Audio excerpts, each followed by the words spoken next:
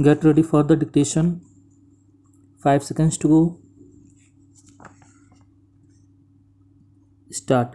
The traditional industries in our country like bidi, handloom, coir, textiles, khadi, handicrafts and village and cottage industries are plagued by problems of high cost production, low quality, absence of diversified products range, inappropriate technology, and incapacity for professional marketing and export.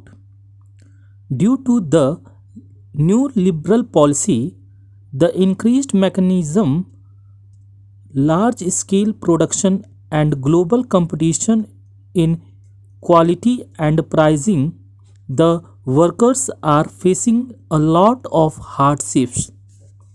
There is a serious threat of massive job losses in these high employment sectors of Kerala, which may result in unemployment, poverty, and social problems.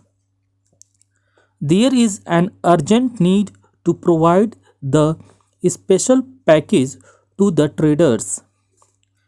Various trade unions and governments have submitted a representation to the central government requesting for a special package especially to handloom and beadi workers in Kerala.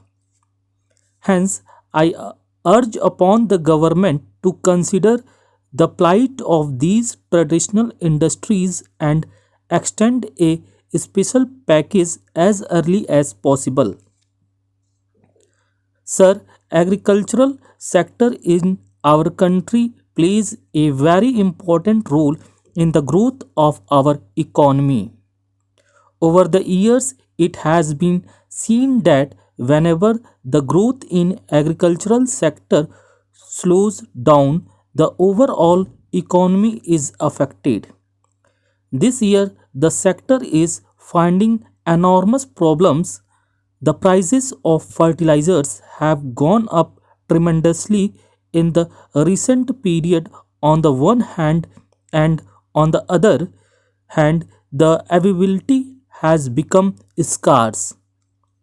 This has put the farmer community into great problems with special reference to the case of West Bengal.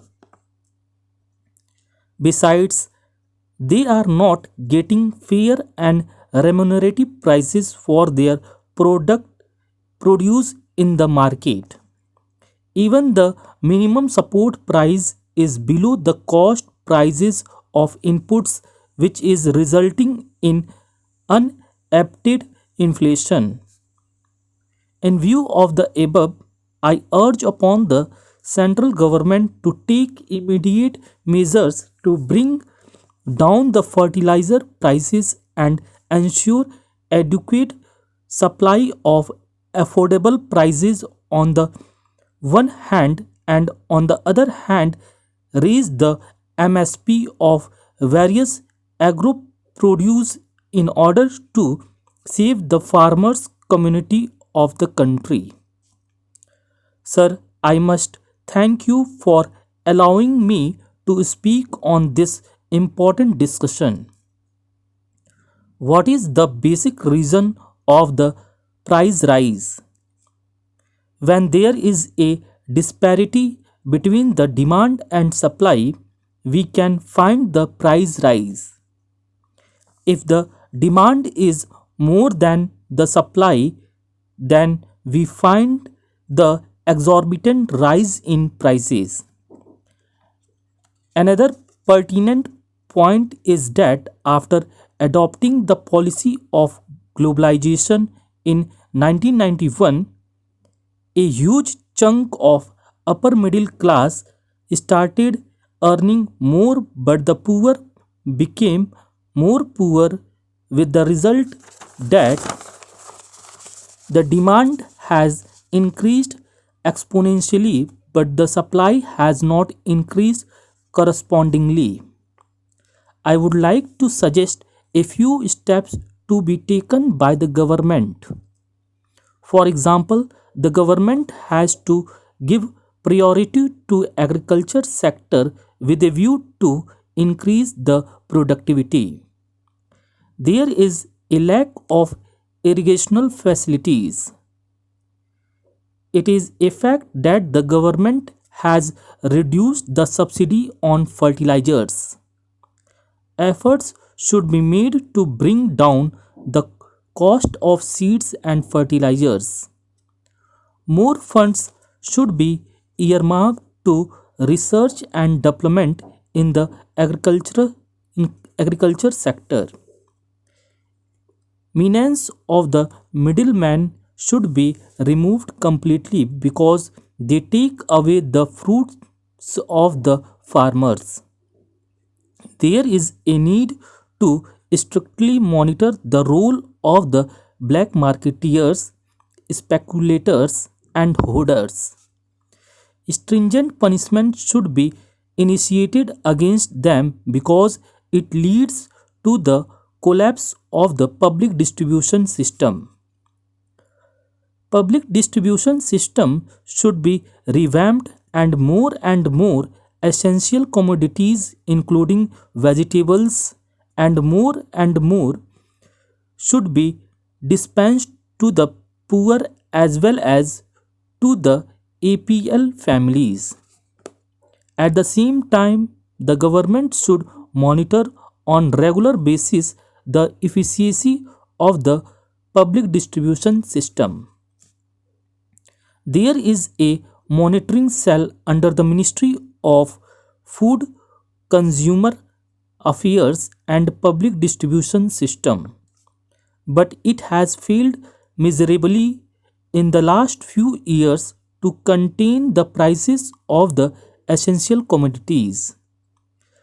I would end by stating a refreshing point made in the statement by the Honorable Finance Minister that the government has committed to bring down inflation to a more acceptable level.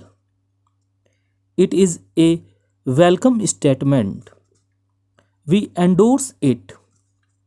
We are hoping that the government should strive towards this commitment and be successful in bringing down the inflation level so that the common man is not put to more problems.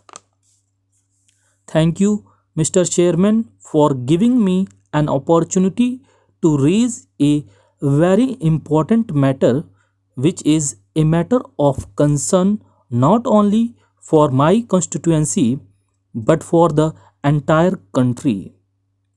Just like the farmers' suicide issue, another issue of educational loan that is looming large on the country.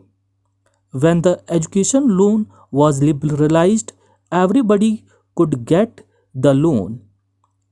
People from all walks of life, especially the poor people, got the education loan. The great problem which is now facing the poor people is how to repay this loan. We thought that it was an investment for the future of the country. In the 0 hour, I do not wish to make a long speech, but I would like to say that in 2009, the UPA government waived the interest on educational loan. Stop.